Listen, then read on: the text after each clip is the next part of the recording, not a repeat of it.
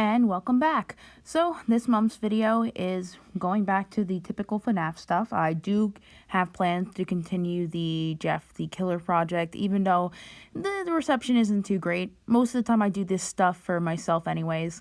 As for the Five Nights at Freddy's project, I've been working on it in the background. In fact, there are some things outside of the main character sheets that I've been doing in the background, which I'd like to show you one of these finished assets. Cue the new intro.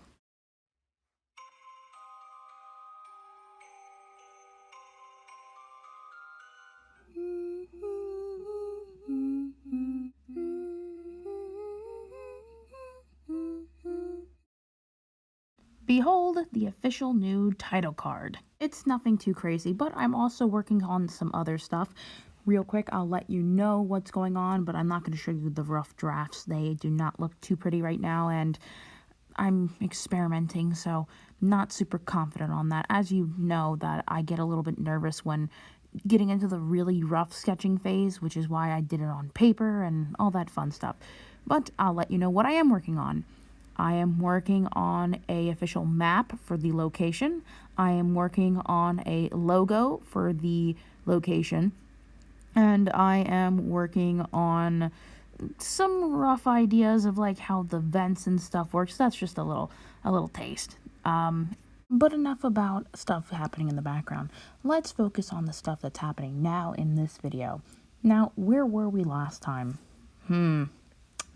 Oh, yeah, we were talking about the kids and their dynamics, since the Chica video is going to be super long, and we have a lot of footage to go. So, the Freddy Fazbear Gang, aka the kid victims before they died and what they like to call themselves, consisted of Theodore, Frankie, Crystal/Christine, still iffy on the name, and Jeremy. But like I said, a new member joined later into the group's development. And this character is very important to the plot. Now, you can basically guess which animatronic this one's associated with by order of elimination, but this character's name was Thomas, or Tom, as the kids called him. Now, Thomas was a bit of a strange character. He was seemingly always there, and the kids kind of recognized his face as being familiar, but they never could quite pinpoint where they had saw him. He was one of those, yeah, I know him, but you never knew his name, and you never really spoke to him type of person. You've all probably had that one kid in your school that you would recognize on the street, but you don't know the name of, you never spoke to them, and you don't really know what's up with their life. Tom was that kid, but he very quickly got himself involved in the group, mostly because he seemed to have access to a lot of free tokens and seemed to know some extra lore and bits behind the scenes at the restaurant. That's because he was one of the owner's kids, and, well, free tokens. A lot of these kids, except for, Christine/Crystal, were poor. So, free pizza, free tokens, you kind of like the rich kid, even if, he was a little off at first. Soon enough, Tom was a main part of the crew, and was an important part in the daily activities of the Freddy Fazbear Gang. The only thing they really didn't like about him was... But besides that, they really liked hanging out with Tom. Tom felt weirdly... Anyways, so Tom also had a little secret. He had access to the restaurant after hours, so it became a pretty common event for the group to hang out once Freddy closed so they can enjoy the pizzeria all to themselves, arcade games all to themselves, private shows of the animatronics by themselves. The only people who would figure out that they were sneaking in would be the nighttime security guard, but Tom had found that by simply messing with the schedule before it posts in the office, he could trick the night guard into coming in a little bit later than he's supposed to, meaning that there would be about 1 to 2 hour gap between no supervision of the restaurant and full supervision of the restaurant. This little exploit was resolved about 2 weeks after the murder investigations began, when Freddy Fazbear had to explain why there was a gap in the schedule after realizing it themselves, only to piece together what Tom had been doing. Tom's mom, being one of the owners, did have access to the office.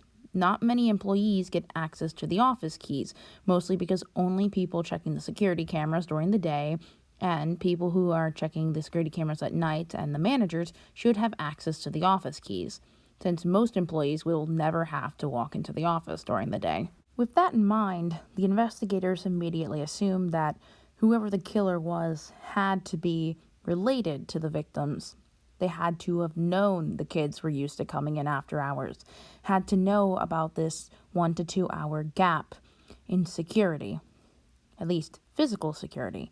But most suspicious, it seemed that the security cameras were wiped for the times that these gaps were happening.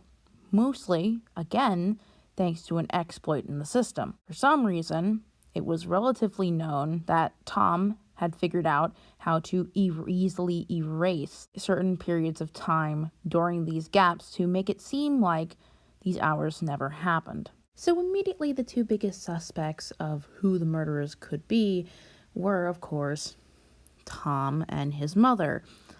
You know, as weird as it would be to put a child on the list of suspects, but of course, after Tom's mom's body popped up a few weeks later, bombed by the river by itself, and Tom himself was missing, the police decided to rule those two out and start broadening their search to other suspects. Perhaps it was the local killers in the area who had completed the task and merely had stalked the children enough to know that they were sneaking in after hours and saw them as easy targets, since they were creating their own alibis for where they're supposed to be. Now, before you consider what I said huge major spoilers for the main story, if I ever did develop it, just note that this information by this point in the story is well known.